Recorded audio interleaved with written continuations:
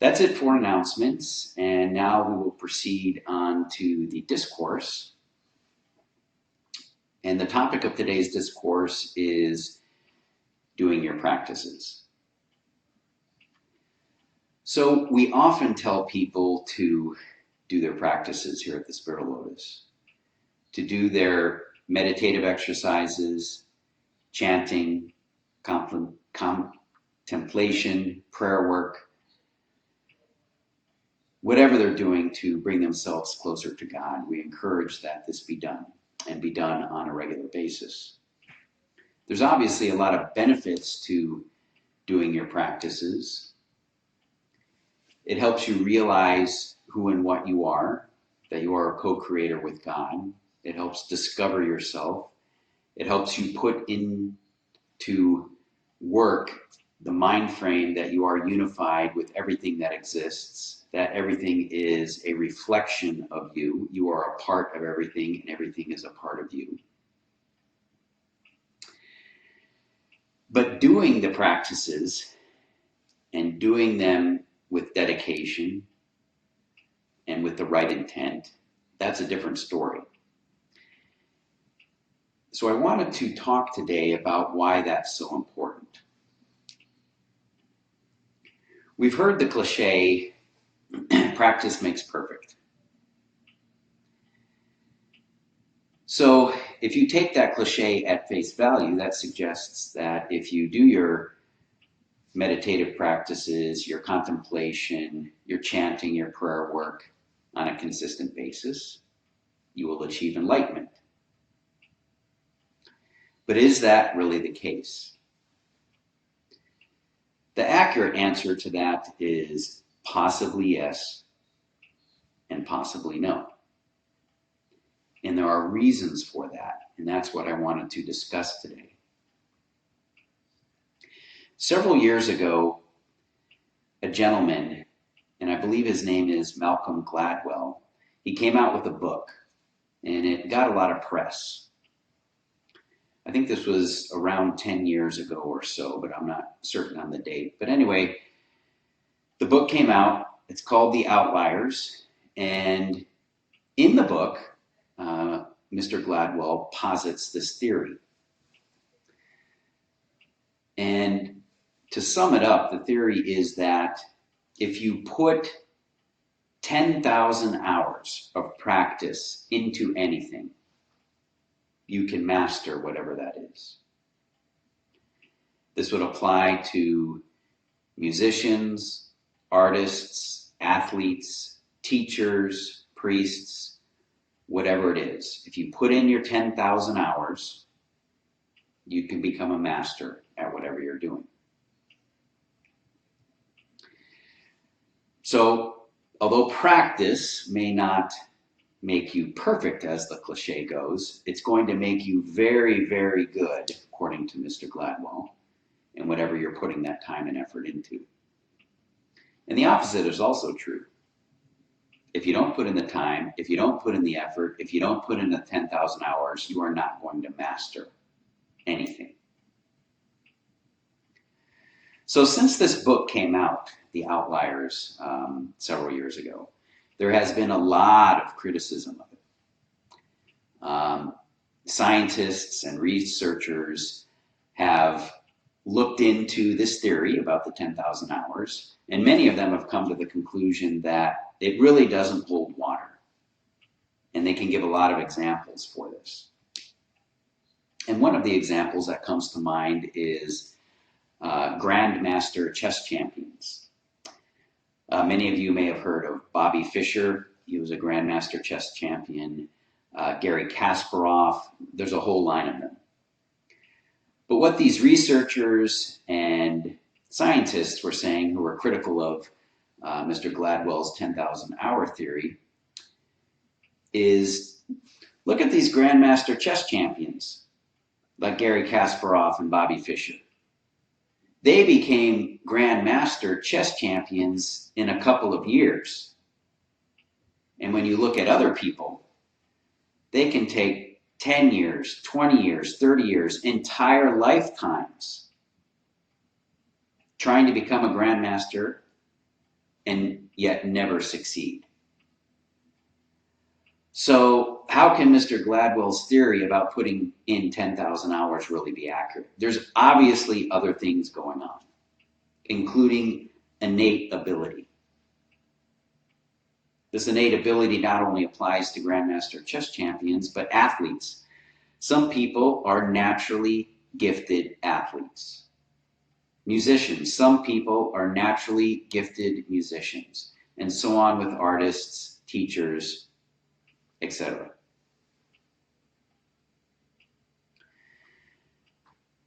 I would agree that just by putting in 10,000 hours of practice, that does not mean you're going to master something.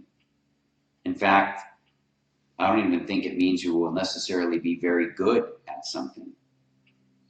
And so let's talk about the reasons why, because once we understand the reasons why, this can help us be better in terms of doing our spiritual practices and doing them in a fashion that is actually effective.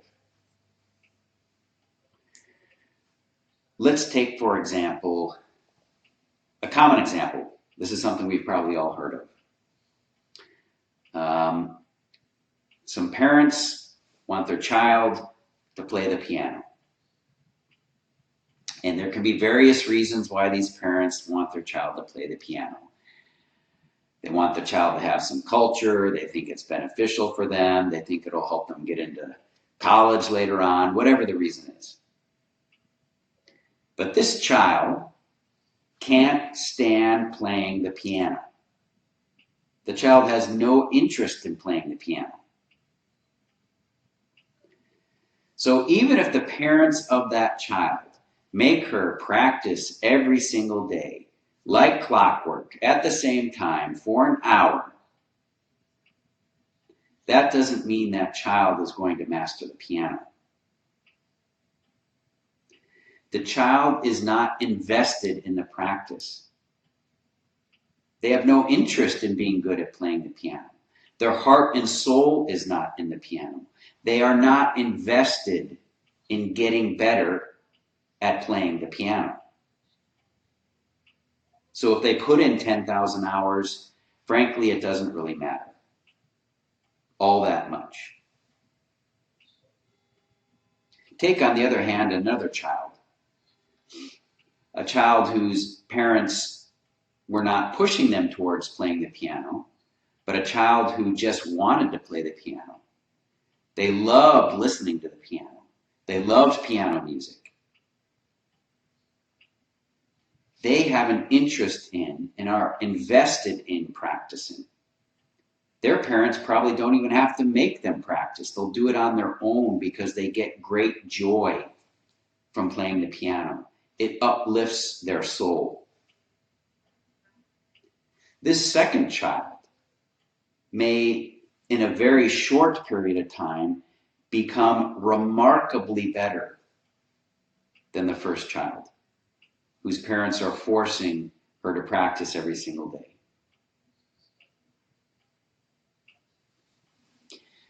The same is true of your spiritual practices. So let's take meditation, for example. Just because somebody has meditated 10,000 hours over the course of their lifetime doesn't necessarily mean that they're going to be particularly good at meditation. Doesn't necessarily mean that the meditative practice has benefited them or has made them enlightened.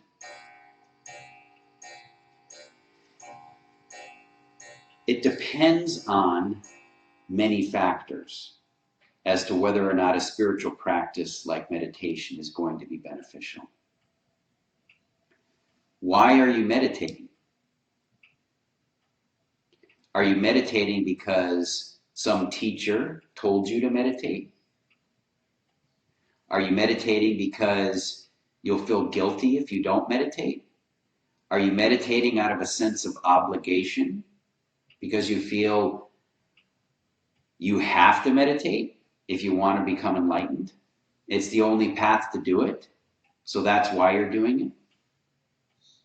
When you're meditating, are you really present? Or is your mind wandering to things you have to do during the rest of the day, or wandering back to things that have happened in the past? So you're not really meditating. All of these things can detract from the effectiveness of any spiritual exercise. Take a prayer, for instance. Many people say the same prayer every single day. There's nothing wrong with saying prayers, but are you saying the prayer in a rote fashion? If you are, can you see how that would not be particularly effective?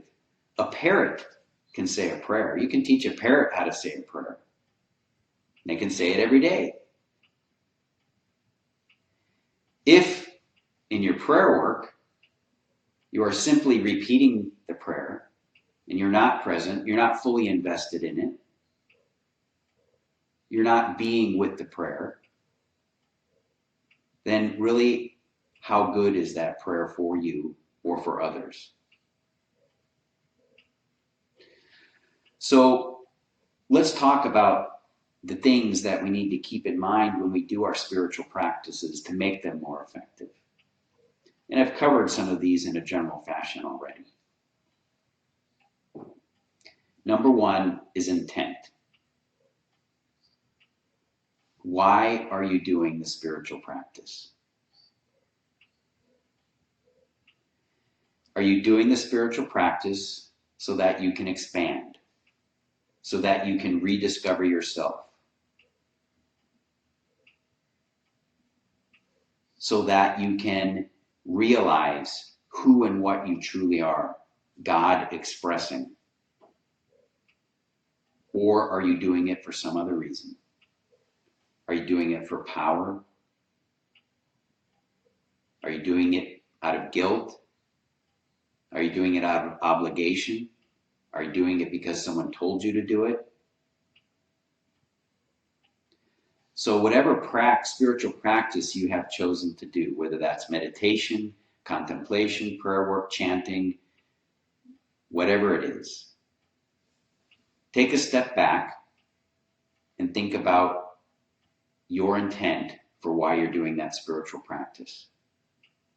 And make sure that it is an intent that will help you go up the mountain to spiritual enlightenment.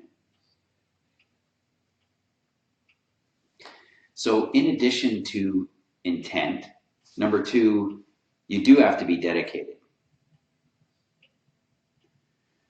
Malcolm Gladwell talked about the 10,000 hours, and I mentioned the people who are critical of that. But even the people who are critical of Malcolm Gladwell and saying that just because you do 10,000 hours of something doesn't mean you're going to master it, even they admit and have confirmed in their studies that practice is beneficial. It is fruitful. You can't simply do something every now and then and think you're going to get better at it. If you're a marathon runner, you can't run a couple miles every other week and then think on race day you're going to be able to run 26.2 miles. If you meditate and you're only meditating every other week for a couple of minutes, do you really think that's going to be beneficial for you? There is something to dedication and being invested in the spiritual practice. When people start out with spiritual practices, we encourage them to do it every day. It doesn't necessarily have to be a long time, but do it every day, do it at the same time, do it in the same location. This helps the body and the mind and the soul acclimate to the spiritual practice. It helps it become part of your routine so that you are doing it. Later on, when you've moved up the mountain to enlightenment, you may not have to meditate every day. You may not have to do prayer work every day. You've already reached a level where you are it. You are the meditation, you are the prayer, you are the contemplation. But you have to dedicate yourself and practice to get to that stage. Number 3, with your spiritual practices, you have to be present when you're doing them. Saying a prayer, whatever it is, while you're thinking about some job obligation isn't going to do you any good.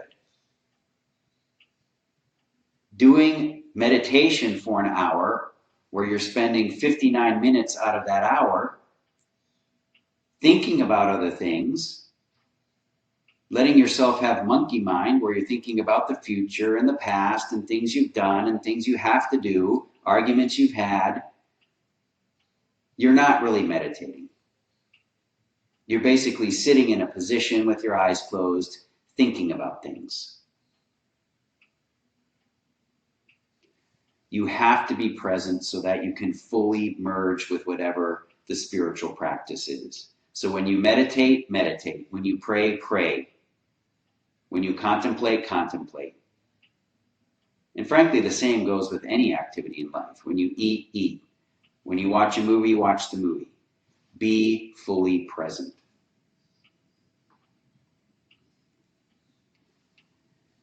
And the last thing I'll touch on to make your spiritual practices fully effective is love.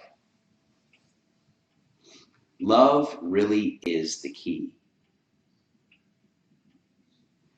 Whatever spiritual practice you choose, whichever one you feel is the most constructive for you, do it out of love, not out of obligation, not out of someone told you to do it, not out of you think it's going to be good for you.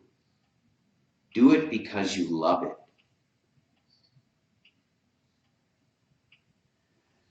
When you love something, this allows you to truly be one with it, to truly understand it. When you're doing something out of love, that lifts your soul. That carries you up the mountain to enlightenment.